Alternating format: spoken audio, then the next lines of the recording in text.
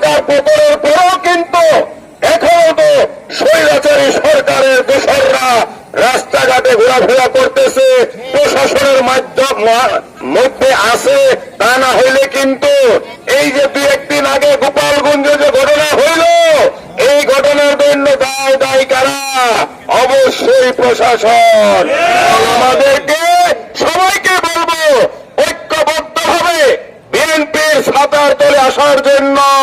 এইভাবে প্রতিদিন প্রতি মাঠে মাঠে এবং প্রতিটা বাজারে বাজারে মিছিল হবে। আপনারা প্রস্তুত আছেন? আল্লাহ হাফেজ। আমরা রাস্তায় সবাই নামে যাই।